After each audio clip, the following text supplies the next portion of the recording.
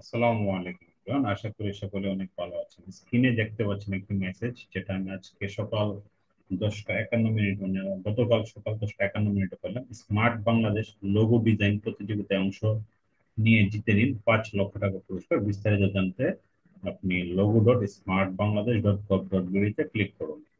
তো এটা হলো একটা gov info message. Gov info এটা ছিল আজকে মোবাইল ফোনে সকালে পাইছিলাম গতকালকে। সো এখন আপনি এটাতে অংশগ্রহণ করার জন্য এটা সকল পাবলিককে বলছি। তো আপনি যদি একজন গ্রাফিক্স ডিজাইনার হন, তাহলে এই ভিডিওটি আপনার জন্য। আর এছাড়াও আমরা যারা অন্যান্য যারা আছি তারাও চাইলে ব্যবহার করতে পারি, বা আমরা এটাতে অংশগ্রহণ করতে পারি। বলা যায় না, হয়ে যেতে পারে। সো আপনি ট্রাই করেন। এখন আপনি যদি চিন্তা করেন যে বাংলাদেশের, আমি যদি তাদের ওয়েবসাইটটাই ঢুকি আমরা, তাহলে দেখতে পারবো যেটা হলো, এটা হলো তাদের ওয়েবসাইট। এই ওয়েবসাইটে আমরা দেখতে পাচ্ছি এখানে স্মার্ট বাংলাদেশ লঘু ডিজাইন প্রতিযোগিতা। তো লঘু ডিজাইন প্রতিযোগিতা তারা দিচ্ছে, এফএকিউ আছে, পাশাপাশি আমরা খুঁজছি আপনাকে লঘু প্রতিযোগিতায় অংশ নিন, স্মার্ট বাংলাদেশ গড়ে তুলুন। তো প্রতিযোগিতায় অংশগ্রহণের শেষ তারিখটা এখানে আছে, আপনারা দেখে নিন। আর পরে আপনি দেখেন অনুসরণীয় বিষয়সমূহ হলো আপনার আগ্রহী সৃজনশীল শিল্পীদের কাছ থেকে লোগো আহ্বান করা যাচ্ছে।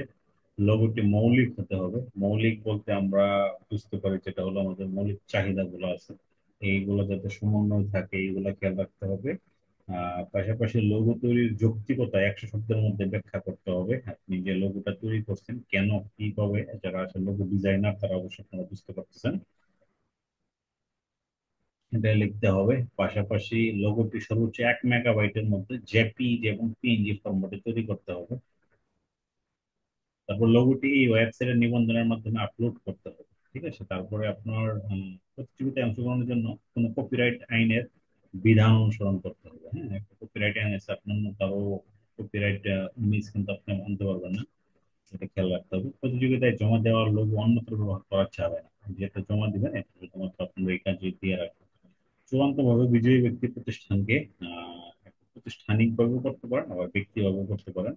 5 লক্ষ টাকা পুরস্কার প্রদান করা হবে, সেটা অবশ্যই সরকার পক্ষ থেকে। তো বুঝতেই পারতেছেন।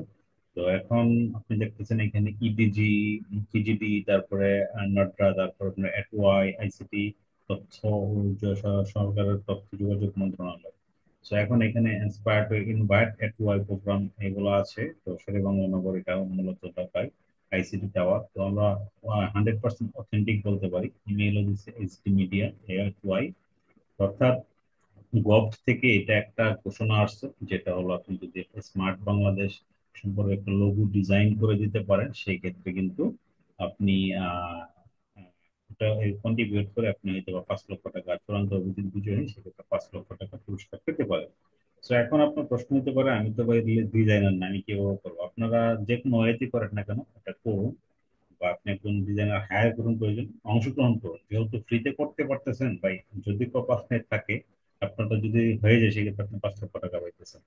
সুতরাং আপনি কেন ছাড়বেন সুযোগ গুলা? মানে একটা কথা আছে, হারে জিতি নাইলাস, মানে দেশে মিলে করি কাজ, এরকম সবাই মিলে করতে হবে, কেউ বাদ দিবেন না। পাশাপাশি আরেকটা কথা হলো, আহ জয় পরাজয় করার কথা না, অংশগ্রহণই বড় কথা। তো আপনি ছোট থেকে আগে অংশগ্রহণ করুন, ইনশাল্লাহ একদিন আরো বড় কিছু হতে পারবে। ঠিক আছে? তো এগুলোতে অংশগ্রহণ করতে হবে, বিভিন্ন সময় অংশগ্রহণ করবেন, তাহলে এক্সপিরিয়েন্স হবে। হ্যাঁ, এই এক্সপিরিয়েন্স গুলো আপনার ফিউচারে কাজে লাগবে। সো আমি অলরেডি একটা ডিজাইন ক্লিয়ার করছি। আমি ডিজাইনটা আপনাদের দেখাবো না, কারণ এগুলো অবশ্যই পার্সোনাল। যেহেতু এটা একটা প্রতিযোগিতা, সেক্ষেত্রে আমি ডিজাইনটা আপনাদের দেখাবো না, জাস্ট আমি আপলোড করে দেবো। তো কিভাবে করতে হবে সেই প্রসেসটা আমি দেখতে দিচ্ছি, আপনি দেখেন। স্মার্ট বাংলাদেশ লোগো ডিজাইন প্রতিযোগিতা, এখানে বলতেছে আপনার নাম, আমি আমার নামটা দিলাম।